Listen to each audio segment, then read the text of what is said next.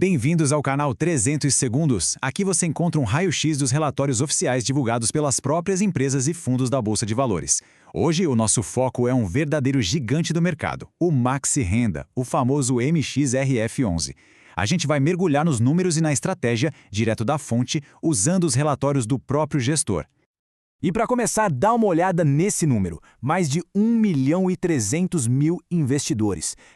É muita gente. Essa é a real dimensão do MXRF11, o fundo de investimento imobiliário com a maior base de cotistas do Brasil, mas de longe. Agora, a gente sabe que tamanho por si só não diz tudo, né? A grande pergunta é, será que esse gigante ainda é uma boa oportunidade de investimento? É o que a gente vai descobrir agora. Para responder essa pergunta, nosso roteiro vai passar por 5 pontos-chave. Primeiro, a identidade do fundo. Depois, a gente olha o que tem dentro do portfólio. Em seguida, os números de desempenho. Aí os pontos fortes e os riscos. E por fim, a visão do gestor para o futuro. Vamos lá? Ok, vamos começar pelo básico. Afinal de contas, qual é a proposta do Maxi Renda? O que ele faz?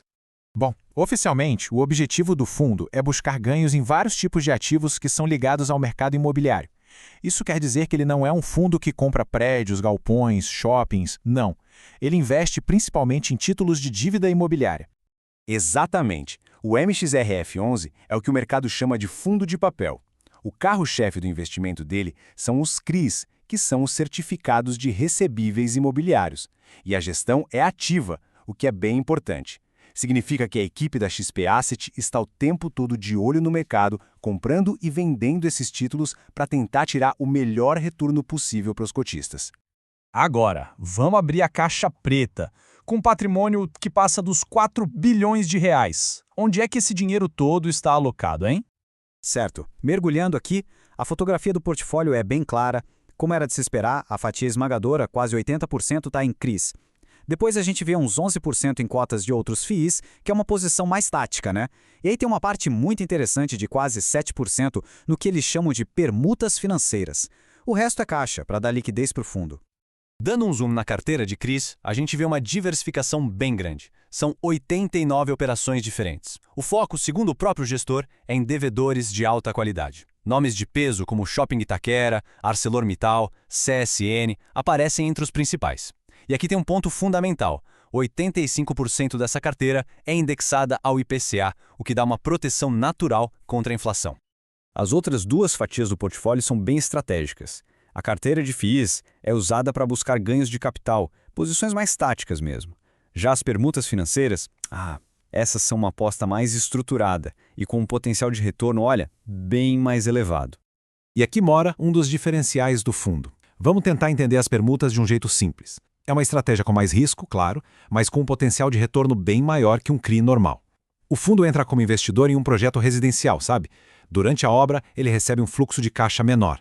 O grosso do dinheiro, o retorno de verdade, vem só lá no final com a entrega do imóvel.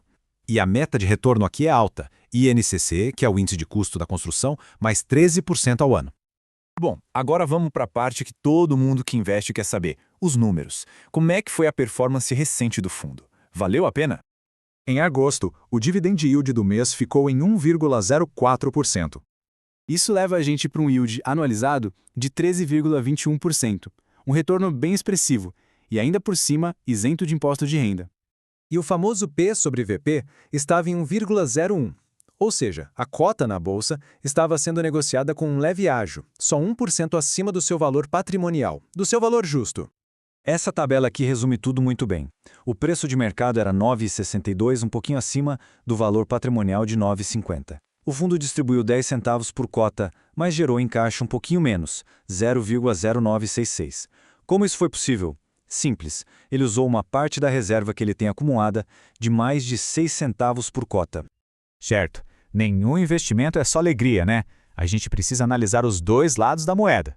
Vamos ver os pontos fortes e também os riscos do MXRF11. Então vamos colocar na balança. Do lado positivo, tem liquidez altíssima, o portfólio de CRIs é bem diversificado, a gestão é ativa e tem essa estratégia das permutas com potencial de retorno alto. Já do lado dos riscos, o cenário macroeconômico é, sem dúvida, a maior preocupação. Com a Selic a 15%, a capacidade de pagamento dos devedores fica pressionada. O risco de crédito é real. tanto que o próprio relatório aponta 4 operações de CRI estressadas. E, claro, sempre existe o risco regulatório e os riscos dos projetos das permutas. Essa frase do próprio gestor resume perfeitamente o sentimento do momento. A equipe da XP Asset está totalmente ciente dos desafios. Manter a guarda alta, como eles dizem, significa ter muita cautela e monitorar de perto todos os devedores e projetos. Diante de tudo isso que a gente viu, qual é o plano de voo? Vamos dar uma olhada no que o gestor está sinalizando para os próximos meses. A pergunta que não quer calar é como navegar nesse cenário de juros ainda altos e de certas incertezas. A estratégia do gestor é bem clara: continuar cauteloso, mas ao mesmo tempo ativo. Eles querem reciclar o portfólio, ou seja, vender alguns ativos para comprar outros que tenham uma relação de risco e retorno melhor. A busca por novas operações, tanto de CRIs quanto de permutas, continua.